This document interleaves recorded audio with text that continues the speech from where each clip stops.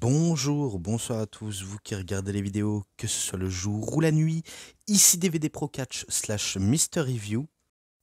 Et aujourd'hui, on poursuit, oui, encore, on poursuit avec un autre show, mais du côté de la TNA, oui, évidemment, on passe du côté de la TNA, et que je sens que je vais sûrement encore poursuivre deux autres vidéos à venir, telles que One Wars Collide pour WWE NXT et la AAA, suivi de Money in the Bank. Donc ça, bien sûr, ça, ce sera à venir. Mais aujourd'hui, on s'attaque du côté de la TNA avec TNA Against All Odds. Donc, on va dire le show TNA contre toute attente. Voilà, parce que c'est comme ça comment est surnommé le show. Oui, Against All Odds.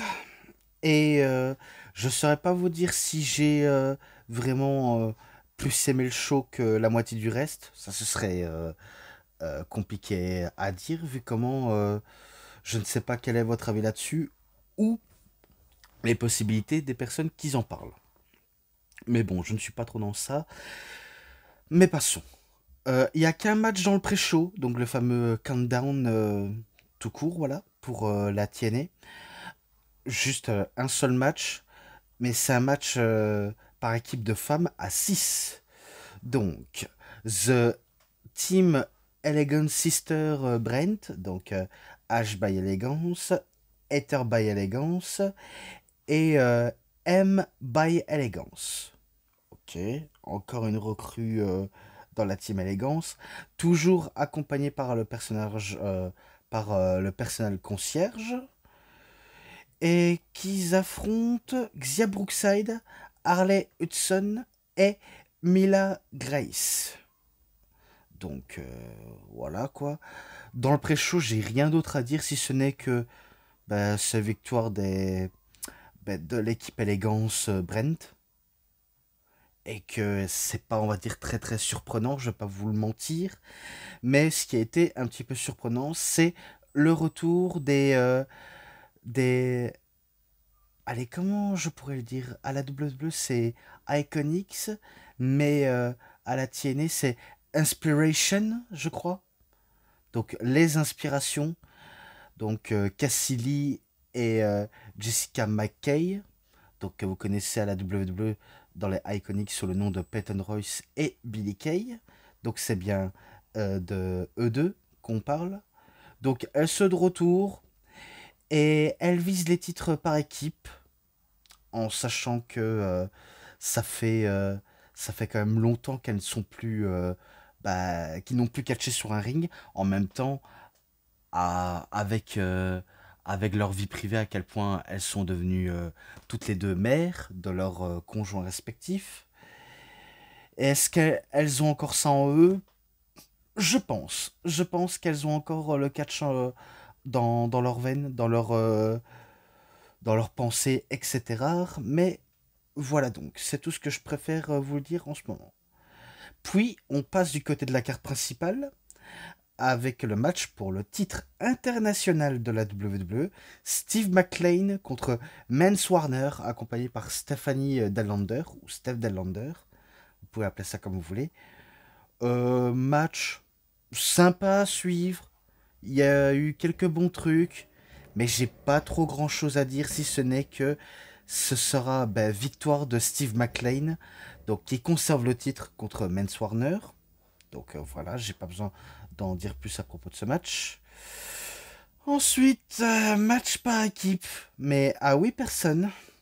Donc les Hardy Boys, Jeff Hardy, Matt Hardy et Leon Slater, suivi de leur dernier partenaire. Il s'agit de The Hometown Men, donc qui est en vérité Cody Deaner, qu'ils ont affronté et qui font face à The System, Moose, Eddie Edwards, Brian Myers et JDC, donc The Dirty Dango, ou plutôt Johnny Dango Curtis, toujours accompagné par Alicia Edwards.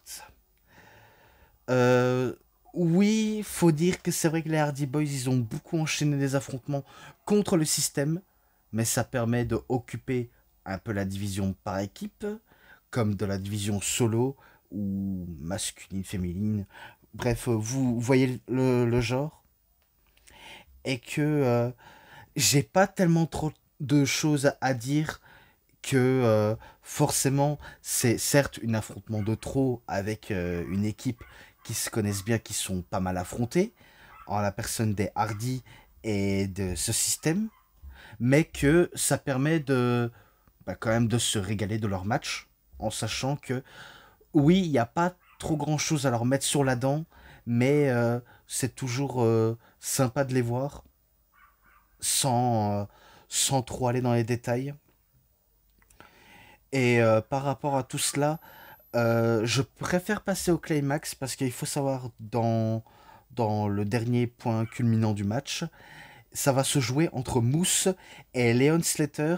Et au moment où Moose était presque sûr d'aller enchaîner son fameux spear, il se fait contrer en petits paquets que Leon Slater lui fait et remporte le match. Donc c'est lui qui mène la victoire à son équipe avec The Hardy Boys et Cody Deaner. Donc voilà tout. Voilà, c'était sympa. Ensuite, match numéro 4. C'est un match simple évidemment. Mustafa Ali, accompagné par ses fidèles associés. Je crois que c'est A4, je ne sais plus. Je ne sais plus le nom de l'équipe, mais bon, je m'en fiche un petit peu. Mais surtout, plus précisément, avec John Skyler et Tasha Steelz, qu'il affronte Jason Hodge. Alors, je sais pas si lui, à la base, il vient de leur clan. Parce que j'ai oublié, hein. Franchement, honte à moi si je vous dis ça, mais j'ai forcément oublié de ce qui s'est passé. Et que je préfère pas trop le savoir, évidemment. Mais tout ce que je sais, dans le match, il y a Mustafa Ali qui va jouer avec son adversaire comme si c'était une proie facile, qui pourrait le battre plus facilement. Mais il a préféré jouer avec. Et qu'il a un peu sous-estimé son adversaire. Et Jason Hodge, bien sûr, avec la volonté de prouver à son adversaire, ou plutôt à son, entre guillemets, mentor, que il peut pas se laisser avoir plus facilement et non plus se faire sous-estimer, car il mérite un peu mieux que ça, a décidé de retourner les choses de Mustafa Ali à son propre avantage, mais de très très courte durée, car ce sera Mustafa Ali qui va avoir tout l'avantage sine qua non, ou si nécessaire, et que forcément c'est lui qui bat Jason Hodge avec un 450 splash de la troisième corde.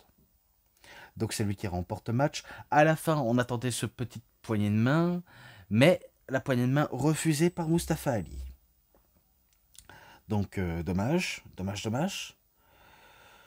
Et je préfère passer au cinquième match. Et le cinquième match, c'est pour le titre féminin des knockouts du monde de la TNA, quoi. Entre Masha Slamovich contre Lei Ling Lee, donc Xiali. Et match, on va dire, sympa, mais pas trop grand chose à dire. Si ce n'est qu'il y a eu il y a eu quelques trucs. Et d'ailleurs, j'ai oublié de vous citer, il y a eu le segment avec The First Class, où il y avait l'invité spécial Mike Santana, auquel Santana bah, va, va démolir Top Dollar, enfin, AJ Francis et Kissy Navarro. Donc, il les préfère les démolir et ne plus, on va dire, apparaître dans leur petit talk show. Donc, voilà, c'est simple, assez dire à mieux vous l'expliquer. Mais même si je préfère passer à autre chose, hein. Clairement autre chose, si ce n'est que dans le match féminin, il était pas mal. Et que Masha Slamovich, je pense pas qu'elle perdrait si facilement le titre, même contre quelqu'un qui a du potentiel tel que Lei Ling Lee. Mais pourtant, ce serait pas déconnant de lui offrir la victoire à Lei Ling Lee. Mais on n'obtient pas une victoire de comme ça du premier coup. Voilà, qu'est-ce que je pourrais dire de mieux? Pas forcément grand-chose. clairement pas grand-chose. Et que malgré tout, c'est quand même Masha Stamovic qui en vient à bout de Lei Ling. Oui, je sais pas très, c'est pas très bien pour moi à expliquer, mais Lei Ying Li, voilà tout. Et qu'à à la fin du match, elle se fait interrompre avec le petit face-à-face avec The Killer Kelly. Et si je ne dis pas de bêtises, elle faisait partie de la même équipe. Elle faisait partie de la même équipe. Je n'ai plus le nom de l'équipe en tête. Faut dire, ça fait des mois, voire un an maintenant que j'ai un petit peu oublié. Enfin, j'exagère un petit peu, mais j'ai complètement oublié. Il faudrait que je revienne sur le nom de l'équipe plus tard. Mais je sais que j'avais cité le nom de l'équipe auparavant. Mais que elle décide de revenir et de lancer un défi à Masha Stamovic. Tout ça pour le titre, donc évidemment. Maintenant, match numéro 6, encore un match simple entre Frankie Kazarian contre Joe Hendry. Ah, Joe Hendry. En ce moment, on peut dire que ça n'a pas été ces bons mois passés. Le mois d'avril, ça n'a pas été, on va dire, forcément son mois du côté de la WWE quand c'est WrestleMania 41.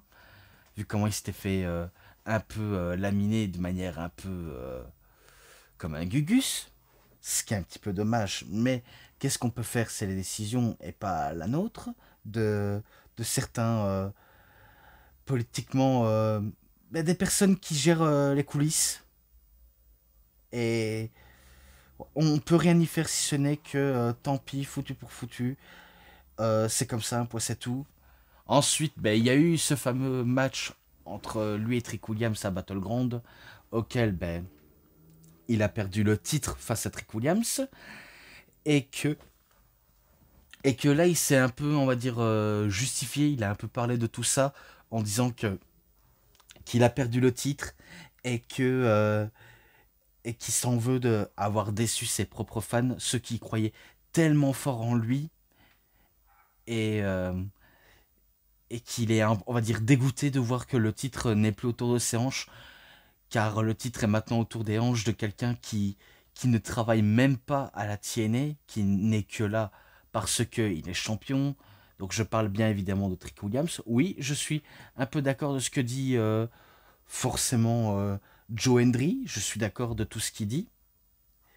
Et qu'il essaye de remonter la pente et peut-être corriger son erreur. Mais est-ce qu'on pourrait dire qu'il est peut-être pas en phase de doute? Car on sent que il doute un peu et que il est fort possible qu'il pourrait changer de direction. Pour l'instant, c'est pas sûr, mais en tout cas, c'est ce genre d'impression auquel on me fait savoir. Mais j'ai pas plus de réponse possible à tout cela. Si ce n'est qu'il affronte Frankie Kazarian. Le match était pas mal. Le match était pas mal. Il y a eu des bonnes réactions de la foule. Même dans on va dire, un stade qui n'était pas assez rempli. Oui, parce que il faut savoir que la TNA, certes, ils ont quelques publics auxquels ils peuvent remplir à la moitié des places. Mais, mais de l'autre côté, donc où est-ce qu'il y a les caméras, c'est pas toujours aussi rempli qu'on le dit. Hein. Et que c'est tellement dommage qu'ils en soient arrivés ainsi. Que j'aurais tellement voulu qu'ils remplissent les places, mais bon, c'est pas tellement facile à vendre de tickets. Et que... bref, je préfère pas trop penser à tout cela. Je préfère penser au match. Si ce n'est que c'est peut-être le moment pour Joe Hendry de corriger son erreur du passé, de peut-être remonter en force, même si c'est pas, on va dire, aussi simple que cela. Mais on est fou, on peut tenter. Donc il a tenté ranimer la flamme qui sommeille en lui, de essayer de faire fermer le clapet de Frankie Kazarian, mais que Kazarian, certes, arrogant comme pas possible, veut à tout prix faire ses preuves et peut-être avoir une chance pour le titre, parce que ça fait un bon moment que lui court après le titre mondial, sans jamais y parvenir. Après toutes les tentatives, il a certes soit échoué, soit gagné, mais c'est très difficile pour lui d'avoir accès au titre. Terriblement accès. Donc il y a eu des tas de prises, des follow slam, le Standing Ovation Believe Shock Slam qui devait passer mais qui n'est pas absolument passé. Ensuite, quand ils veulent tenter une manœuvre aérienne, eh bien Kazarian retourne la situation et lui fait un powerbomb du coin et le petit paquet au passage pour lui mettre l'épée dans les cordes et l'arbitre compte le compte de 3 et c'est la victoire de Kazarian. Donc là on peut dire que il est en phase de doute et que comment il peut faire pour se réinventer Joe Hendry, car en sachant que c'est vrai que les défaites aussi humiliantes, faut savoir s'en relever. Aïe aïe aïe aïe aïe aïe, c'est tellement un peu plus compliqué. Mais espérons que sa hype ne meure pas pour autant. Faudrait que sa hype grossit, monte, avance de plus en plus.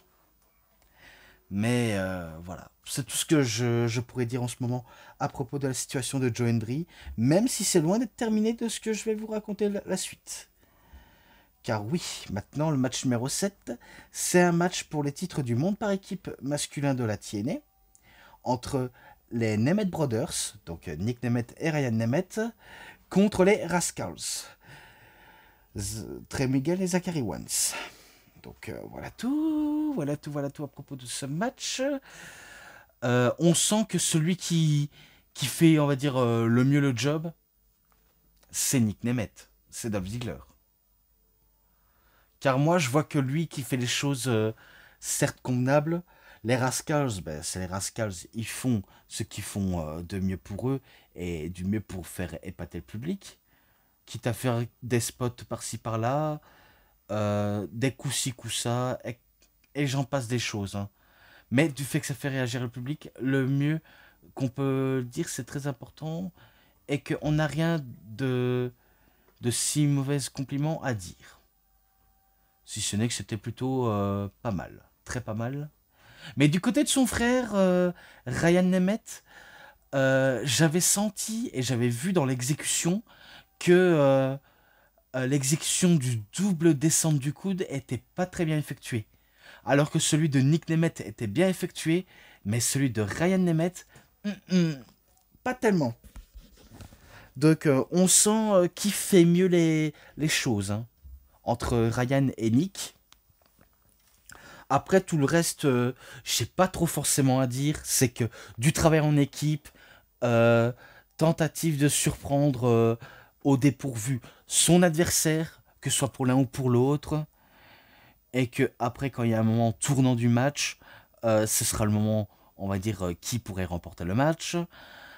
Eh bien, ce sera, on va dire, les Nemeth Brothers qui vont remporter le match. Mais, encore une fois, ce sera Nick Nemeth qui donnera la victoire encore à son frère. Donc ça fait 2 fois qu'il donne la victoire à son frérot. En sachant que c'est Nick Nemeth qui mérite amplement de faire le pin pour la victoire. Mais il a décidé de faire le changement pour lui faire encore cadeau à son frère. Donc on se dit, ok, c'est bien, c'est pas mal, entre frères ils se comprennent, mais Ryan Nemeth il fait pas, on va dire, forcément les choses de très bonne envergure. Hein. Donc voilà pourquoi on est un petit peu sceptique vis-à-vis de lui, mais pas aux côtés de Nick. Ça c'est sûr et certain. Donc je pense que j'ai tout dit là-dessus. Et maintenant, plus que 2 matchs et après c'est terminé. Donc Santino Marella accompagné par sa fille Ariana Grace, contre le shérif, le directeur, le commissaire, ce que vous voulez, Monsieur Robert Stone, anciennement Robbie E., accompagné par Tessa Blanchard, et Victoria Crawford, anciennement Alicia Fox. Et le match, c'est un match simple évidemment, mais avec un arbitre spécial, tel que Matt Cardona, anciennement Zack Ryder. Et le gagnant sera officiellement le directeur officiel de l'autorité de la TNA. Donc il y a un enjeu, c'est ce fameux ce fameux, on va dire, plaque auquel ben, l'un des deux pourrait repartir avec la victoire. Ok, c'est pas mal. Leur match que j'avais vu il y a 1 ou 2 semaines entre Santino Marella avec Ariana Grace contre Tessa et Robert Stone, ah, il n'était pas si convaincant. C'était pas du, du top. Vraiment pas du top du tout. Mais est-ce que ce match-là, certes, il n'était pas aussi clinquant qu'on dit, mais on pourrait dire qu'il était divertissant. Ce match-là, je peux vous le garantir, peut-être si vous n'êtes d'accord ou pas. Il était très divertissant, selon moi. Et que j'ai pas, on va dire, forcément de choses mauvaises à dire, si ce n'est que ça a été drôle. Les deux en sont certes venus aux mains de manière assez humoristique. Et que j'aime bien le côté impartial de Matt Cardona en fouillant ses, on va dire, combattants qui cachent sûrement des objets. Par exemple, Robert Stone, il a dû obliger de se faire fouiller parce qu'on ne sait jamais la tricherie. Et du coup, ben, on lui a confisqué tous les objets qui risqueraient de tricher. Et pareil pour Santino, avec ce fameux matraque, je crois. Ou une batte, j'ai pas très bien vu, mais c'est un des objets, quelque chose comme ça, quoi. Donc, passons. Et pourtant, ce match-là, il y a eu quand même des interventions. Certes, Matt Cardona, il a peut-être été un peu poussé par les propositions de Robert Stone, Blanchard et Crawford. Donc, il a été un petit peu poussé pour rejoindre leur petite équipe, la fine équipe. Mais je ne pense pas qu'il... Enfin, peut-être que je peux me tromper, hein. Je peux me tromper, mais ça a à voir avec les prochaines semaines. Mais il est fort possible qu'ils pourraient rejoindre leur équipe. Donc ça, je préfère pas autant de vous le dire maintenant, si ce n'est qu'on ne sait jamais. On ne sait jamais, ils sont capables de nous surprendre. Et, euh, et on verra bien. On verra bien tout simplement. Mais il était, on va dire, surprenant, très surprenant, à tel point que, certes, parfois c'est Santino qui obtient, on va dire, un peu les faveurs de la foule et aussi l'avantage en plein match. Parfois c'est Robert Stone et que, bien sûr, il est toujours aidé, comme je vous l'ai dit. Mais quand Santino voulait tenter son fameux Cobra, auquel il adore effectuer ce mouvement, eh bien, il se fait piquer la chaussette par Tessa Blanchard qui décide d'aller en coulisses et que sa fille, Ariana Grace, préfère de lancer sa poursuite. Donc ça va se laisser entre les deux, mais il y a toujours Victoria Crawford.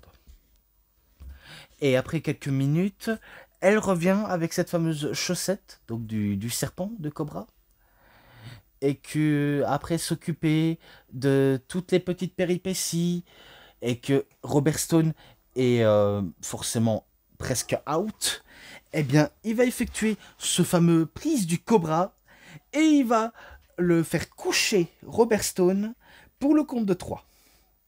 Donc, c'est officiellement Santino Marella qui est le directeur officiel de l'autorité de la TNA. Donc, c'est lui le commissaire, le shérif, l'adjudant, le colonel, le seigneur, l'imminence, bref, j'en passe des mots.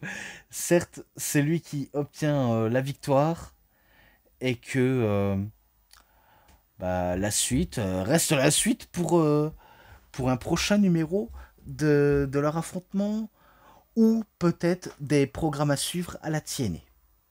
Voilà tout. Maintenant, on passe au main event. Et le main event, c'est pour le titre du monde de la TNA. Donc le championnat du monde de la TNA, entre Trick Williams contre Elijah, qu'on connaît sous le nom de Ezekiel ou Elias, ou même Elias Samson. Mais bon, vous avez compris, Ezekiel, Elijah, Elias, on se perd dans les noms, hein. On se perd carrément dans les noms, même si on peut pas s'empêcher que les deux noms auxquels je vous ai cités, on peut pas s'empêcher que Elijah, c'est l'ancien nom de pop d'Angelo Di Nero, qui se faisait appeler Elijah Burke. Et pour Ezekiel, on se rappelle toujours du nom de celui qu'on le surnommait Big Zeke, donc Ezekiel Jackson. Et voilà, j'en passe des choses à dire. Si ce n'est que Trick Williams affronte pour ce show pay-per-view, ou plutôt un show spécial, parce que je crois que c'est un show spécial exclusive pour la TNA, parce que parfois les shows pay-per-view sont un peu des exclusifs pour la TNA, et auxquels parfois je ne comprends pas toujours le point de vue d'intérêt. Bref, que des choses à dire et auxquelles je préfère pas trop y repenser. Mais si ce n'est que c'est pour le titre, et il est temps pour Trick Williams de prouver sa valeur en tant que champion, pour montrer qu'il peut, on va dire, catcher extérieur que la WWE. Même si on doute qu'il est uniquement là parce que le gars, il a un ego surdimensionné et que il veut prouver à quel point c'est lui la top star du show. Alors que ce soit vrai ou non, star ou pas, moi, je reconnais que j'avais fait une erreur. J'avais fait une erreur à propos de Trick Williams. Je trouvais qu'il n'avait pas besoin du titre de la TNA. Parce que selon moi, gagner le titre de la TNA bah, valait sûrement un autre catcheur de WWE ou alors de la TNA. Ou alors pourquoi pas y tenter avec lui. Et que finalement il en est parvenu. Et quelque part, est-ce qu'on peut dire que la TNA est un... Pas qu'elle est morte, mais qu'elle est un peu ridiculisée sur un terrain WWE. Donc ça, c'est très différent de dire tout ça, mais bon. Faut dire qu'il faut que Trick Williams soit un champion un peu plus combatif et plus en plus présent entre NXT et Impact. Parce que forcément, quand t'es champion, tu dois être présent. Faut pas être ces pseudonymes part-timers qui sont champions et qui préfèrent rester chez eux. Ça, je déteste ça. Et d'ailleurs, tous les gens détestent ce genre de manœuvre actuelle. Mais bon, oh là là, je sais pas comment vous dire, hein, je sais pas comment vous dire, mais tout ce que je sais, j'adore les champions combatifs qui sont présents, et que ceux qui sont pas présents, ils n'ont pas mon respect, loin du terme, quoi. Et dans le match, certes, Elijah, il a eu ce match parce que, il faut savoir du côté de NXT, c'est Trick Williams qui l'avait provoqué, alors qu'il affrontait Mike Santana pour le titre. Et que forcément, voilà comment on est venu cette mini feud, parce que oui, c'est une mini feud. Et faut dire, la construction n'est pas, on va dire, n'est pas énorme. Hein. Faut dire ça, on va dire, pris une petite semaine, mais sans plus, ce qui est pas beaucoup selon moi. Et d'ailleurs, certes, il y a eu des bons trucs dans le match, il y a eu certes des bons trucs, mais j'en avais que faire de tout à citer dans le match, si ce n'est que malgré tout les efforts que Ezekiel, ou Elijah bien sûr, donc Elijah peut faire, certes, ça pourrait servir à quelque chose, mais ça n'a pas suffi à battre le champion, car ce sera Trick Williams qui va le sécher avec son trick shot, et qu'il obtient le match. Donc il obtient la victoire et il conserve le titre. Donc qui peut affronter et qui peut détrôner Trick Williams? Telle est la question, j'en ai aucune. C'est un énorme point d'interrogation. Et voilà comment Trick Williams conclut ce show. Et d'ailleurs, moi aussi également, je conclus avec cette vidéo. Voilà, c'est tout pour cette vidéo de review. C'était DVD Pro Catch / Mister Review. J'espère que vous avez très bien aimé cette vidéo. Et si cette vidéo vous a vraiment bien plu, vous savez ce qu'il vous reste à faire. Likez la vidéo, commentez, partagez, abonnez-vous à ma chaîne et cliquez sur la petite cloche pour avoir plus des notifications et des prochaines vidéos. Et moi, comme d'habitude, je vous dis bonne journée, bonne soirée à tous. Au revoir tout le monde pour une prochaine vidéo. À plus à tous les fans de catch. Allez, bye bye tout le monde. Salut tout le monde.